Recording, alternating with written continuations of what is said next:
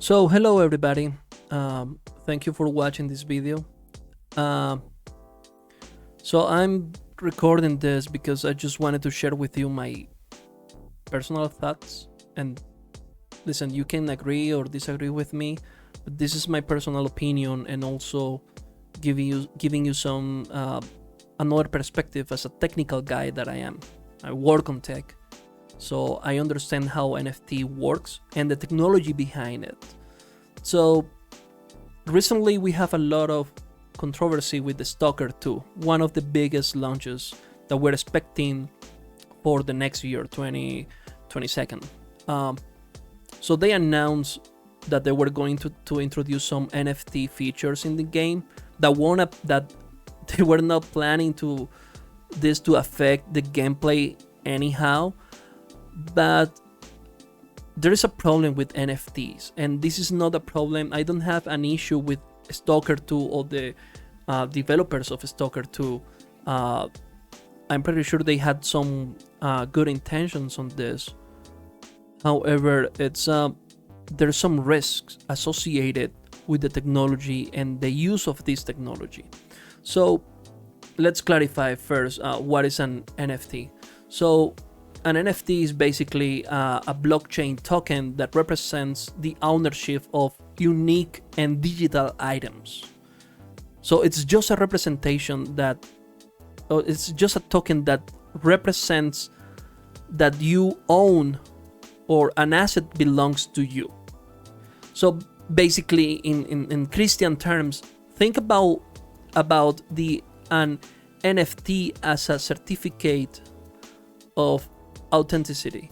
You will get with the NFT the certificate that explains or describes you as the owner of a digital asset, but not the asset itself.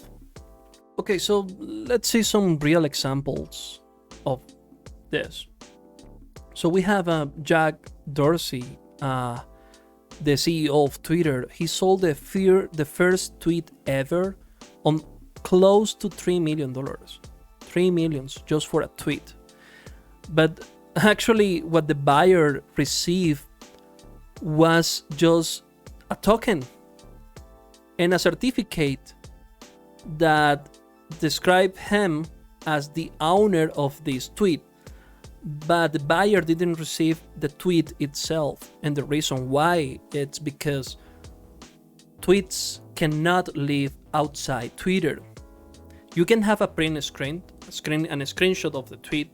You can have a printed version of the tweet, but the tweet itself lives within Twitter, not the blockchain.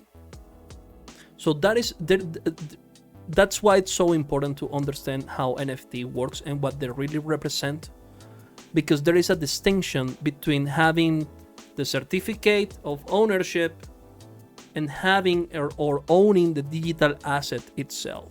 So what that doesn't mean for video games. So Stalker 2, the way how they were planning to implement the NFTs was really well intended. So they wanted to give you or provide you a way to be an NPC in game. So basically what they were trying to do is, listen, you're gonna get a token and we are gonna scan your face and you are going to be represented as an NPC in game. This won't affect anyhow the gameplay or give you an advantage in gameplay. It was just a digital representation of your image in the game. So I don't have an issue with that. However, I have an issue with opening the door to what is coming and something more scary.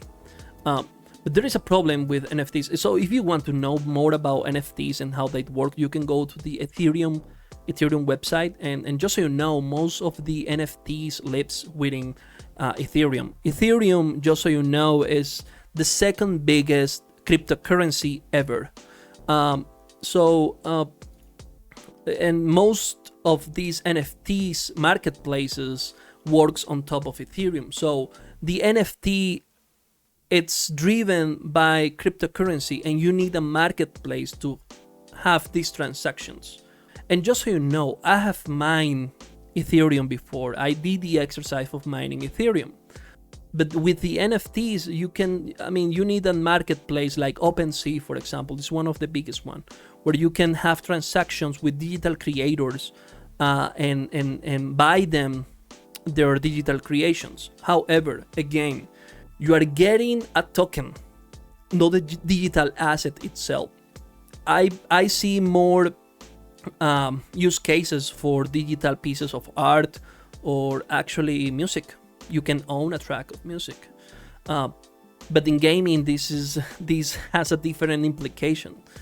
So first, you need to understand that we need a marketplace to get or sell our NFT. So basically, in the digital world, so you can have this concept of metaverses, but actually you can have what you have is a marketplace where you could sell or you can buy your NFTs, and this is not applicable to Stalker, what Stalker 2 was going to do, but I just want to highlight like the market, the partner that the GSC team was trying to work on the metaverse platform that they were looking to introduce in Stalker 2. But basically, it's what you can see is you can buy digital items for your games, and if this is CS:GO, and here I could buy this weapon, for example. Let's zoom in really quick. Whoops. So here you have a sniper that costs you $4,000. I don't know what attributes this weapon has, but I'm pretty sure it's really premium and it will have some. I don't think these 4,000 are just for a cosmetic, but there is a transaction behind owning an NFT. That's why these items are not for free, because NFTs, they need to work on the blockchain of Ethereum or Bitcoin, but mostly they live on the Ethereum blockchain. What is the risk on gaming? It's monetization, actually. So you can see that we already have an issue with games and these loot boxes. And just getting cosmetic items is expensive already. So some of these games sells you the game, and actually you have to buy these cosmetic items if you want to pay for them. But there is an issue. I mean, we had some issues with Electronic Arts and Battlefront 2, Star Wars. I remember that there were some loot boxes that could sell you experience. Halo Infinite had a lot of backlash because they could sell you experiences to boost your progression in the battle pass. Electronic Arts with FIFA, it's really dangerous.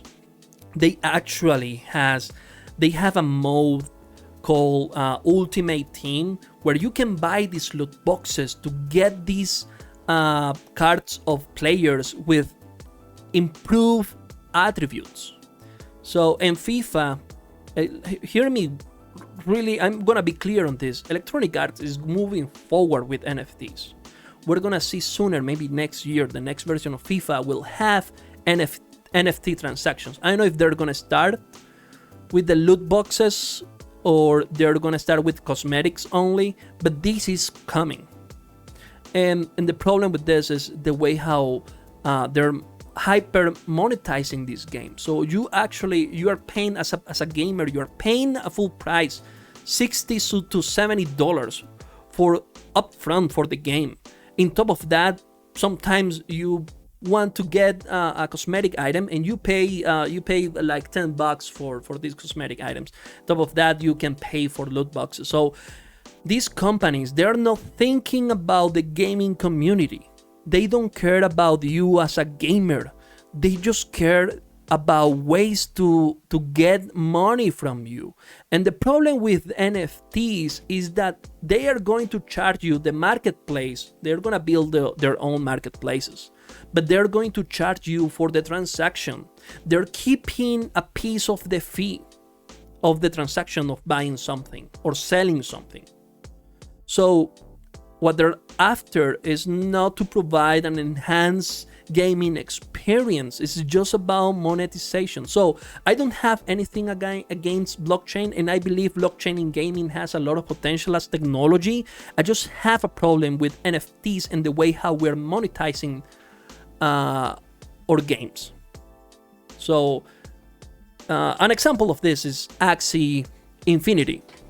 Axie Infinity is one of the biggest NFT games. Is one of the most stable. I have a lot of friends that are playing this, but I'm gonna show you how this works. So in order to play Axie Infinity, is a game like Pokemon, where you have these little Axies or monsters, and they have their own attributes and abilities in game. So if I want to play this, I'm gonna play it now. And I'm gonna download. This is gonna start the download process. I'm gonna cancel because I'm not downloading this piece of crap. But it says, let's look to what it says in the screen. You will need at least 3 Axies to start playing. Okay, so where do I get these Axies? They have a marketplace, and in here you can see the marketplace of Axies. So I can buy one of this. Actually, you can see how much the marketplace costs today. So the net worth is around $9.3 million. The representation of Ethereum. So if I want to buy this, if you notice the price, the price of each one of these little monsters varies from $80, $70 to $178, $144. So you can get the idea. So let's see that I need 3 of them, and each one has a different set of attributes, and some of these attributes are improved versions of the other one. So this has some. So let's take a look at this. Almost $300 just for one Axie. In other cases, you can have. So let's take a look to the Axie itself. So this cost $200. It has these stats. It has some abilities, and the price is $200 just for one item. So can you see what I'm going to? So imagine that we have now in PlayStation and Xbox or Nintendo these games that are gonna sell you these characters of your games. Imagine something like, I don't know, Pokemon, and Nintendo selling you the NFT of a Pokemon. So I could buy Arceus right away. Pikachu with an overpowered Pikachu that could cost me up to $1,000 and just destroy the game. Now imagine what the effect will be on multiplayer games. So for example, let's say that I can buy NFTs for Call of Duty, and I can buy weapons already tuned that will give me an advantage on my gaming. We have seen this. We have seen glimpses of what is going on with this. So, again, I mean, like, I'm sorry for the Stalker 2 team that they had well intentions, but the problem is not with the Stalker 2 and the GSC team. The problem is the door that this is the door that they were opening with this.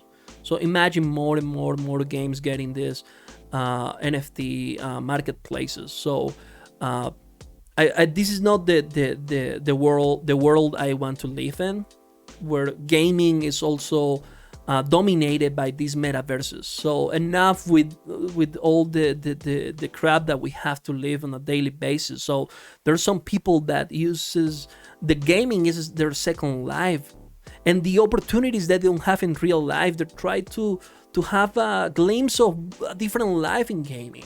So now we are translating real problems like economies and currencies into the digital world, into gaming. That is not cool. So imagine a game like Forza Horizon or Gran Turismo. So in order to get the premium car, you need to pay for $300 to get Mercedes-Benz, the latest one, or a Ferrari, or I know a Lamborghini, something really crazy. So, for example, in Forza Horizon 5, if in order to get the Warthog from Halo, I had to pay, I don't know, $100 just to get the NFT. What? And actually, again, I'm not owning the car. I'm just owning the certificate that says that this car belongs to me. This card, this weapon, this skin won't live outside the game. You can take them away from the game because they live in a scope. So, again, I mean, the problem is not blockchain. And again, I don't have an issue with blockchain as a technology, and I see a lot of potential opportunities with blockchain. The problem is the use or the misuse to hyper monetize this game. It's really disruptive. I don't know, but it's something I believe we shouldn't let this door to be open. That's it. Thank you guys. Have a good one. Bye.